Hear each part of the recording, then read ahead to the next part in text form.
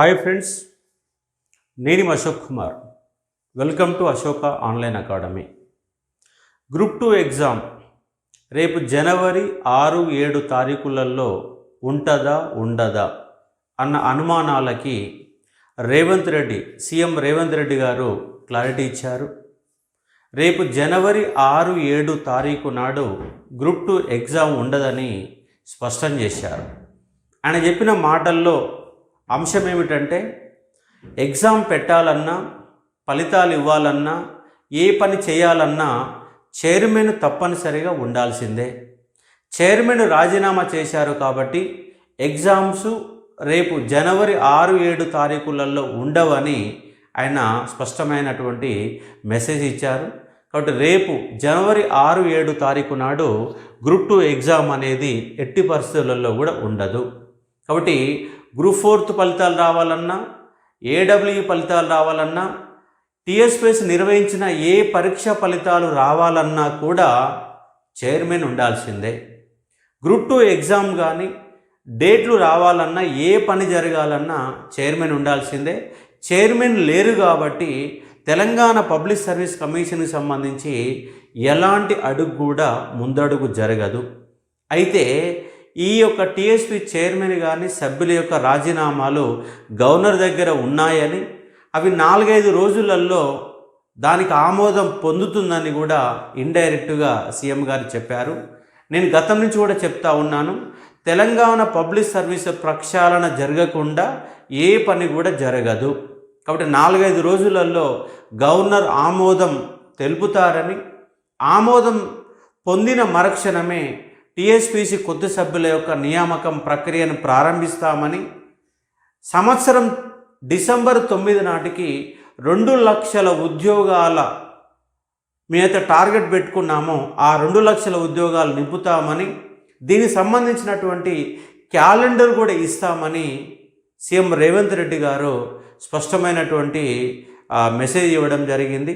ఇవాళ జరిగినటువంటి ఒక ప్రెస్ కాన్ఫరెన్స్లో కొంతమంది జర్నలిస్ట్ అడిగినటువంటి ప్రశ్నలకి ఆయన సమాధానం ఇచ్చారు.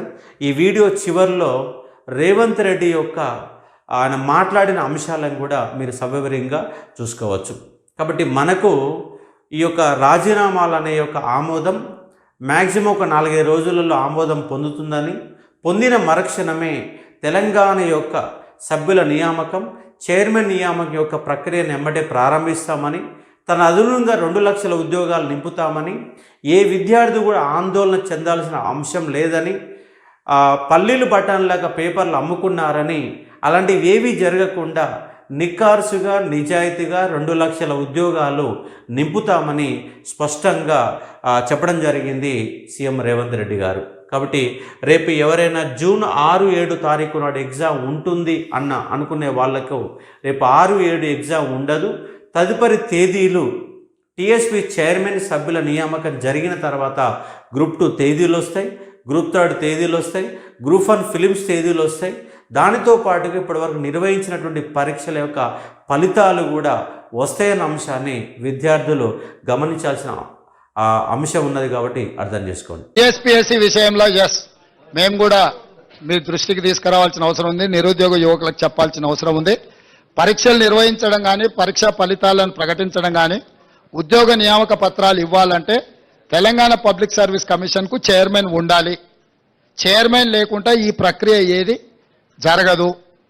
ఇది న్యాయపరంగా చెల్లదు, అక్కడ ఉన్న చట్టం కూడా అనుమతించదు. ఇప్పుడు ఉన్న చైర్మన్ గారు మిగతా సభ్యులు రాజీనామా పత్రాలు సమర్పించారు. గతంలో గవర్నర్ గారికి వచ్చిన ఫిర్యాదుల మేరకు వారు కొన్ని నిర్ణయాలు తీసుకోవడానికి రాష్ట్రపతి అనుమతి అడగడము, రకరకాల వివిధ స్థాయిలలో అవి పెండింగ్లో ఉన్నాయి. వాటిని ఒక్కసారి పరిశీలించిన తర్వాత న్యాయ నిపుణుల సలహా తీసుకొని వీళ్ళని ఆమోదిస్తామన్నారు. కొత్తగా చైర్మన్ సభ్యులను నియమించుకొని పారదర్శకంగా నిర్దిష్టంగా నియామకాలు జరుగుతాయి. ఎవరు ఏ గందరగోళ పడాల్సిన అవసరం లేదు, ఏ విద్యార్థులు ఆందోళన చెందాల్సిన అవసరం లేదు.